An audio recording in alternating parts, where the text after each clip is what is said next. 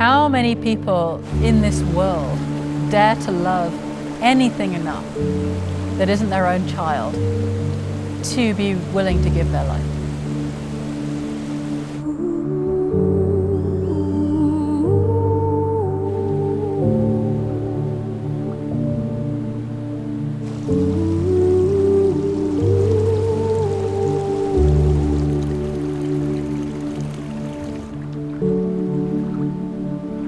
No one will ever be able to touch the magic and beauty of that place that transformed people's lives.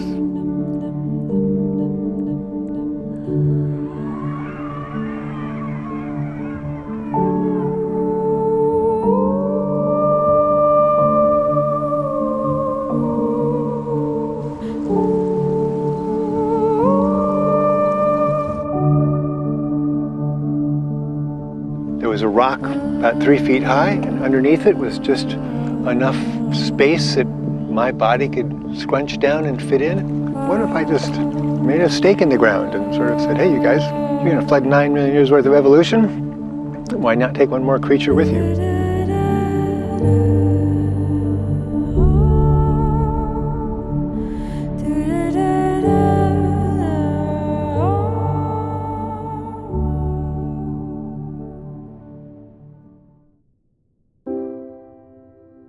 Mark allowed that place to have its way with him. He allowed that place to carve him out on the inside, like to fall in love so completely that it was not okay for him to lose that place. He was not okay for that place to just be wiped away.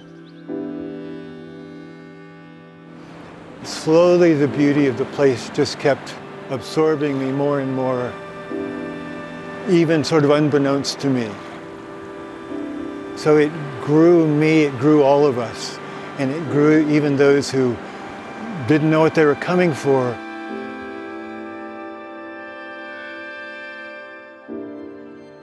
In my teens, as an awkward, gangly teen, I discovered caves, and the caves were above the only limestone canyon in the river, so I discovered the Stanislaus River, and that began this long love affair with this incredibly stunning place. Before long, I was a river guide, and then a friend had the idea of taking inner city kids down, so we started taking inner city kids down and disabled. All of that was with the backdrop that this dam was going to be flooding this place. Mark is deeply embedded in place. He really began his professional career as a river guide that often, in his case, gravitates toward rivers. One of those was the Stanislaus, and there was the desire to put together and fill up the new Melones Dam, and Mark very much opposed that. As I very slowly got engaged in the politics of learning, well, wait a second, you mean this is an old, outdated idea. It doesn't make economic sense anymore. So before long, we were doing a statewide ballot measure. We did statewide legislation, we did congressional legislation, and everything else in between, and we just kept losing and losing.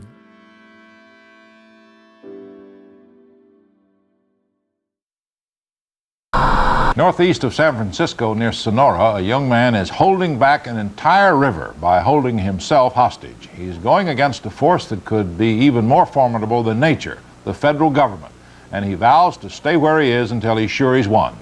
My life is insignificant compared to all the life in this canyon, and I knew a long time ago that I wanted to help make that statement. I was 8 years old when Mark was chaining himself to that rock.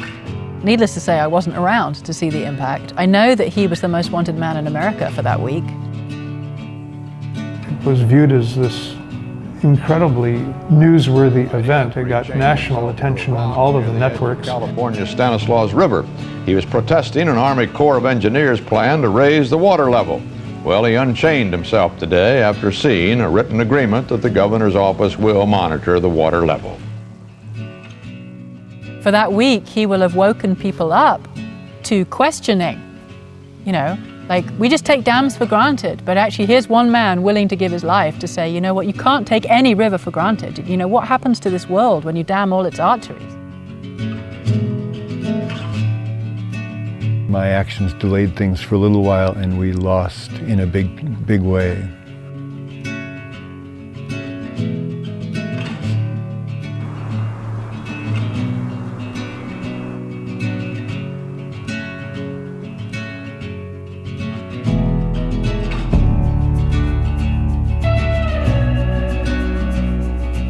As we look down, you can see the reservoir's bathtub ring, the dead zone where nothing can live because the water fluctuates and all the topsoil's pulled away.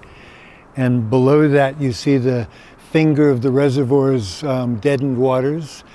And what used to be under that was the miracle of Rose Creek, this remarkable little stream that went over the bedrock. It had pools and sliding rocks. You know, in the spring, it was just lined with colored wildflowers of all different shapes and sizes, and a reservoir transformed it into dead zone.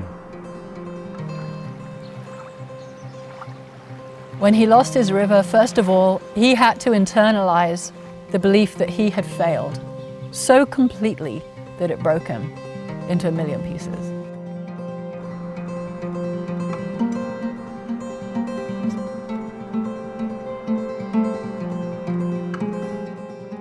What it did was just focus national attention on this in a way that just hadn't existed before.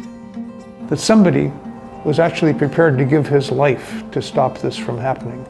And out of that came not only Friends of the River, the organization that he founded, but a whole bunch of other river activists. 3 years later, the Tuolumne River got saved.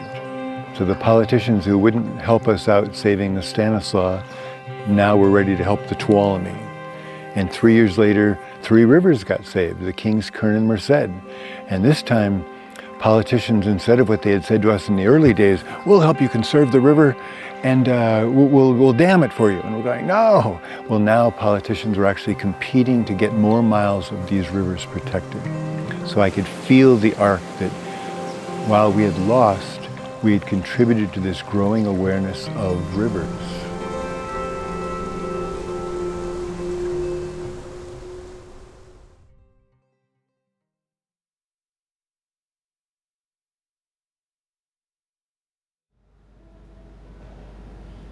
I think that community organizing of the sort that, if you will, Barack Obama did, and he was a really young man, but that a great many of us have chosen to do for our entire lives, is of critical importance in terms of keeping a planet that we can be somewhat proud of passing on to our kids.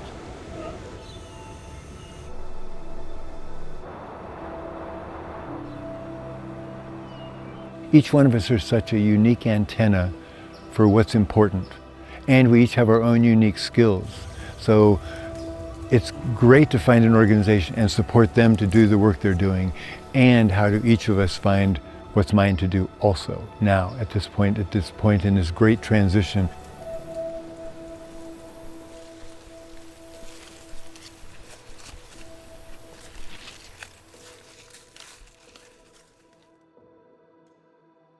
It requires organizing. It requires enough passion, enough belief to keep having a go. You know, Mark never gave up. He just kept going and kept going and kept going, and he lost his river. But then he was like, okay, I've lost one river. Okay, now it's international rivers.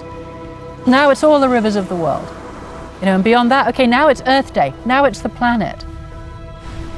What's the more that can come up in you as you get more engaged and more educated and more passionate and more undone by your love of this natural world? There's more. So bring it.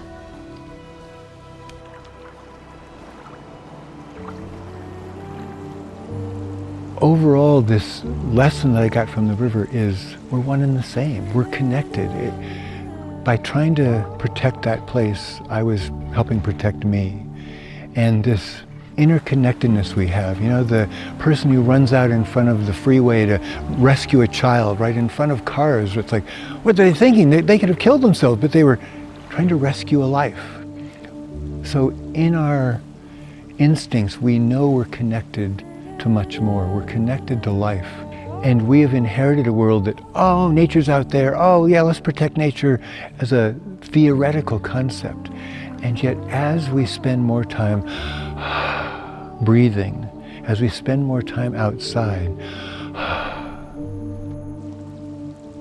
we connect with something much more.